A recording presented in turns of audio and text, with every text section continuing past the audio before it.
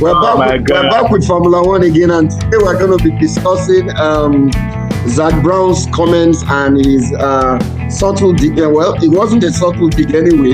It was a blatant dig at some of the past McLaren drivers. We need to do that. It's Mustafa, Kunle, and Johnny. See, look, Zak Brown was drunk, and I'm pretty sure he was high on cocaine with alcohol, and his true personality came out. He was making fun of these guys, and it was within a roasting. American roasts are very brutal. He was brutally roasting these guys, and that's not my problem with him. But my problem is that he was bringing up things which are actually serious things that these drivers struggle with and the team struggles with, and he's making a joke out of it. But I bet you, no doubt, that especially Piastri was not happy about it. Now, here's the background. Before this, a week before this, Zak Brown said, "Oh, Norris cried when he won. He's such a wimp." Then the British newspaper said, "Oh, he's just kidding. He's joking about Norris." Yeah, it's a joke. But we all know what Zak Brown is saying is that macho thing. That Verstappen ain't crying like this. Lewis Hamilton, you crying like a little biatch. Because I remember when Norris was crying, even me, I wanted to laugh. He's like, "Mommy, I've won. And to make fun of him like that, no problem. It just seems like Zak Brown has a lack of sensitivity. Then yesterday, or whenever day it was at the gala, he starts off by, not that I'm going to go in what order he says it, but he makes a joke about Piastri, saying that Piastri didn't really have any options anyway, that he's lucky to be on McLaren because they could have fucked he said because you're driving for Alpine. First of all, he's insulting Alpine. And second of all, he's touching on a sensitive nerve because Norris jumped out of his contract with Alpine to come to McLaren. And when he did that, everybody wanted to vilify Norris because he promised Alpine he would stay with them. Then with the first chance he did, he jumped to another team. And that's a sensitive issue because it shows that Norris stabbed Alpine in the back. And that's when we thought Norris was such a killer. So to bring up a sensitive issue like that in which the FIA had to go to court and to allow before McLaren could use Norris, you don't bring up something of that sensitive nature, even though we all know it. I think that was very wrong. And what makes that even worse is that Alex Palou was trying to come to McLaren, and Zak Brown promised Palou that he would get a shot at McLaren. And Palou in court says that Zak Brown says, "Oh, we've got Piastri. We don't even like him." Well, not that we don't like him. You might be able to get him. We only signed him. We don't really need him. So maybe you'll come in. He was lying. So this just goes to show you the nature of Zak Brown. He'll stab anybody in the back. He'll talk about other people behind their back, and then he'll roast you in front of everybody. Then with what did he say about Norris? Yeah, he said Norris. You only had to beat Van Dorn. You're lucky. You only had to beat Van Dorn. Then he called both of them the unicorn driver, which is basically that they're generic drivers that can just fill in the place and drive the car. And then he made a subtle hint that maybe next year it'll be Verstappen. Because you guys are really good, and next year you're going to be on stage. But who knows? The guy up stage, you guys might be saying, "Fuck that guy." So that's Verstappen. So all I'm saying is that it's not. I don't think it was wise for him to make so many personal jokes, especially since it's clear that Piastri is sore and very angry and very disappointed about the way they treated him. And if I were Piastri, especially after that stage show that Zak Brown did, I would be trying my best to get to Red Bull, to get to Ferrari. I would rather even go to a team in which I'd be number one and losing than to win with McLaren, because it's clear that McLaren is a pressure box in which Stella and Zak Brown are more important than the drivers. And of course, Rob Marshall. So their drivers are just people who sign a contract and steer a wheel, and they believe that they can win with anybody. If I were, and even Norris does not really look that happy and satisfied afterwards, because I believe that Norris is their sort of just like their yes man. Okay, get in the car and steer and after we win, it's not really you who won, it's our car who won. So I think that the McLaren team, it's not about the drivers at all. The other extreme is Red Bull. Red Bull is only about Verstappen. So if I were Piastri, I would even go to a team in which maybe you don't win for a couple of years so that it can be about you. What are your thoughts, Kunle Williams? Well, in the long and short of it, the way you describe Zak Brown, what they call him in England is he's a wanker. Yeah. Because he'll insult you behind your back and he'll insult you in front of your face when you come and say, "What have you done?" And he'll tell you, "Come and have a go if you think you're hard enough." And he doesn't give a flying toss. And that's the impression he got. He wants to be the affable Jagaban, or the sort of person who's, even if, he drives a Jag, even if he runs over your cat, he drives a Jag, so it's all right, that sort of person. Yeah. That's the sort of person he's trying to come off as being. I don't know whether that is, but he does have a history of being a bit like that. But I think he's a bit more of a prick than that. I think he's more wanker than affable. Yeah, he's a jerk. And also he's a gaslighter, because he'll make fun. It's, of course, it was just a joke, but he keeps saying it. But, Verstappen got him back, because last year he said, no, the year before last, he said that Verstappen can only win in a fast car. Then at the end of the year, when Verstappen said it, he said, do you still say that, Zach Brown? He said, oh, I was just kidding you, Max. I was just kidding you, right? Okay. Go ahead. I mean, it's like a friend of mine, God rest his soul, Tokumbo. Whenever I lost weight, he'd always have to insult me and say, oh, you lost weight, you must have got AIDS. Oh my God. That sort of, no, I love him for it. I love that sort of dark humor. Some people, I think that sort of thing, it can rub some people up the wrong way. For some people, it might make you laugh. Some people will see offense to it. I think that Zach Brown is trying to be funny in his own way. And I find it amusing, but I can see how others would see it. Okay, you have a good point, because let me give you an example. We all know that Norris is like Lewis Hamilton. Norris is very sensitive and has social anxiety, Lando Norris. Like when Ben Mohammed, or whatever the guy's name is, the president of FIA, when he was putting his hair in Norris's his hand in his hair, Norris was like, if it had been somebody like Verstappen, he'll laugh and shake your hand. And do you guys remember when Coulthard threw water in Norris's face after he won? And they're like, stop it, please, stop it. Remember that? Coulthard threw water in his face. It was supposed to be a joke. So, and also, Piastri, too, is uptight, and Piastri is upset about it. So I think he chose the wrong drivers to do that with. He could have done that with Schumacher. Schumacher would be like, yeah, we won. I would even joke with him.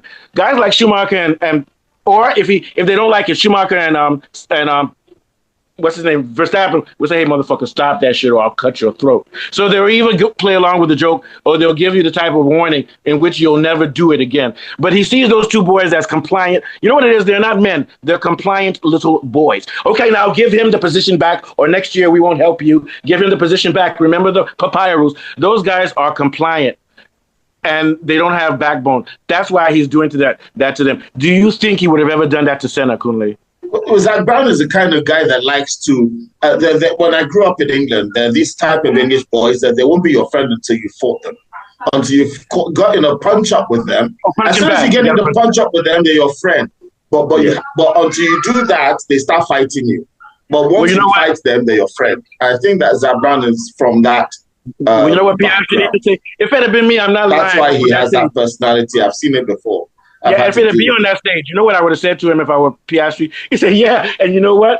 After this, I'm going to be calling Ferrari to leave, because I don't want people to fix it for Norris. Oh, I'm just joking. I'm serious. That's what I'll do. And I'll say it like a joke. It's just a joke, of course, but really though, you did fix it, right?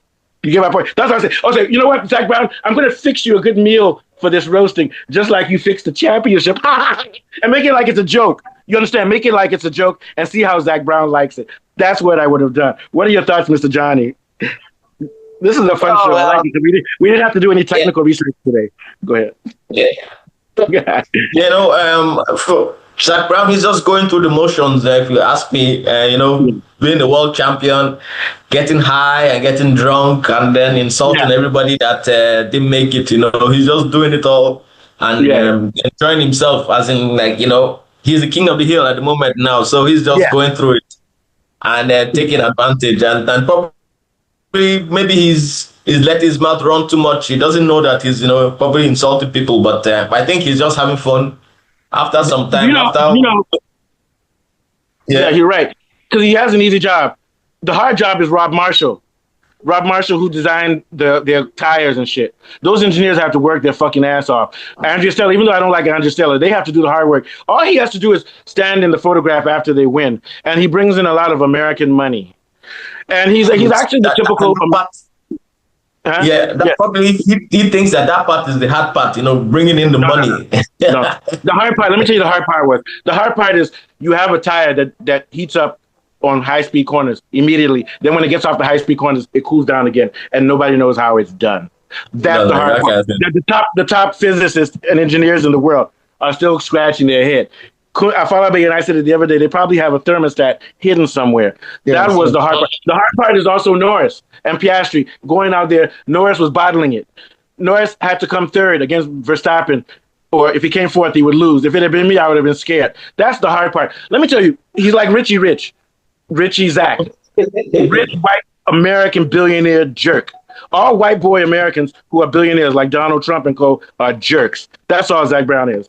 Rich white American wanker. American wanker. He's a wanker. He's a wanker. I'm serious. What are your thoughts, Afolabi?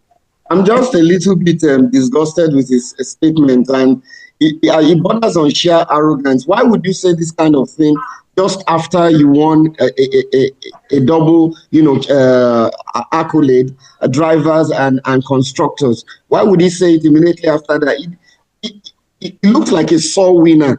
How would this kind of person will find it difficult handling defeat? And if you look at... Well, you know what it is? So here's what it is. It was a ball where they were celebrating their victory. Yeah, it was so a party, I know. The American tradition is that when you have parties like that, you roast people, make fun of them and stuff. But I think he crossed the line when he said things like, did. And if you look at he crossed the line with the Alpine thing. Yes, and then also the comments he made about Norris, saying that he had to go faster than Van Dorn. I think he oversimplifies it, because the kind of car they had then, I think they were using the Honda engine then. That car was very useless compared to the machine they have. I do think some of it might just be British humor. Let me explain. There was a day I cooked something really nice, and I brought it out of the oven, and I told my wife, "Oh, it's too good for you." She was so upset. She never spoke to me. She didn't speak to me. I was just saying it because it was really nice. I was like, "Oh wow, this is." So I don't know whether sometimes a sense of humor can be lost in translation. Okay, you know what it's like? It's like my wife cooks a pizza for me. Did you cook this shit? This shit is good. Did you cook it? Did you? In other words, so you mean I can't cook like this? Yeah, that's what I mean. When I say it's too good for you, I'm just trying to say it in a funny way. This is the best thing you ever going to taste. But I think Piastri, this makes Piastri very upset, really. It doesn't make Piastri any happy. And here's the thing. He made Piastri rub his hands. Yeah, he made Piastri rub his hands through Norris's hair to make fun of the president of FIA. It's like, okay, you do this, you do that, you let this guy pass you. Piastri, go bring me my coffee after the race. Bring me my coffee before you collect your trophy. He bosses those two boys around. That's the thing. And they were standing there like Muppets. I'm telling you, Verstappen won't even show up for the banquet. You understand? Even when he wins, he'll be like, no, I'm sim racing. So what I'm saying is that he's pushing these guys around, but he can get away with it because both of these guys has proven that they will never challenge him, and they will continue doing. I promise you, Piastri will stay there for 7 years and be number 2. That's my prediction. Because I thought Piastri would be... But why do you make a former driver a scapegoat, knowing fully well that even the car he was driving was nowhere near the brilliance of the car they have now? No, I'll tell you why. It's not that he doesn't like Piastri or Norris. He wanted to shine by putting people down that night. He just wanted to shine. He wanted to. What do you think? What do you think, Mr. Johnny? He just wanted to shine. He was just using those guys as a way to shine. It's not personal for him. What do you think, Mr. Johnny? Yeah. I want to shine, and his eye was shining. So then instead to overshine. I promise you, I know. I've done it before. I can tell when somebody's on cocaine. I can tell when exactly. So he was like, and all that motherfucker has some good cocaine, no fentanyl. That's what he'll be doing now. He would be shacking now till for him it's like Christmas, everything. Probably have old girls around. Sure. Yeah, that's the problem. He probably said, "Hey, Norris, I'm getting a blowjob. Can you please bring me some sanitizer?" Oh yes, sir. Yes, sir. Yes, sir. Yes, sir. What are your thoughts today? We're about to head out. This was a good one, though. Yeah. Well, are we taking it out, or am I going to take it out? Not just yet. Yeah, not just yet, but just not just yet. Well, I would like to say that it has been a colorful little show that Zach Brown has put on since the end of the season. We're in festive mood. Some say it's offensive. Some say he's just being an affable, what would I call him? A knave, maybe. I think that's the word. A knave. Jack the Lad. Is he a Jack the Lad or a Zach the Lad? Okay, I have a good one before you answer. Kool-Aid, you're lucky to be on our show. When I got you, you were still working on Wesley's show. Yeah, you know, if you said that to me, I would actually laugh and I'll insult you back, or if I don't have something good to say, I'll just say touche. I'll get you next time. I thought that was a good one. When I met you guys had no choice but to come to my show. You were on Wesley's show. It's just a joke. You're sounding very Zach Brownish. Sounding very Zach Brownish. Yeah. But here's the thing. This is a hypothetical joke because I was on Wesley's show too. So that's the difference. Sure. Yes. And in fact, I don't think Kool-Aid was on Wesley's show. He never met Wesley. Did you meet Wesley? He did. No, I met Wesley now. That yellow boy. And see what happened to Wesley's show when you left the show. Wesley was he didn't talk a lot, very quiet. The show is gone down the drain. He had a little maniacal smile, like that Dr. Evil. Yeah, don't mind that. He had a little smile. He was doing meth or some others. Thank God he doesn't watch our show because we're tearing him up now. All right, take us out, Kool-Aid. Yeah, so it's been an interesting look during the off season at some of the little dramas and insults taking place within the McLaren team. They're trying to show that they're not just eggheads, but they're also characters. And as we've looked at the little dramas involving the top end of the spectra of Formula One international motorsport, it has been from myself, Mustafa, Afolabi, and Johnny. We wish you good night, farewell, and don't forget to like and subscribe, and we'll see you on the next one. All right, guys, guess what our show is going to be for Thursday? Comparing I wish George you Russell. a Merry Christmas. Merry Christmas, yeah. On Thursday, we're going back to technical on Thursday, comparing George Russell's one-lap style to Norris's one-lap style. So let's get ready for you. Please don't come until Friday. That's a good one. Oh, yeah, you'll be traveling on Friday, so yeah. All right. Yes. Okay, so nice one, guys. Okay. All right.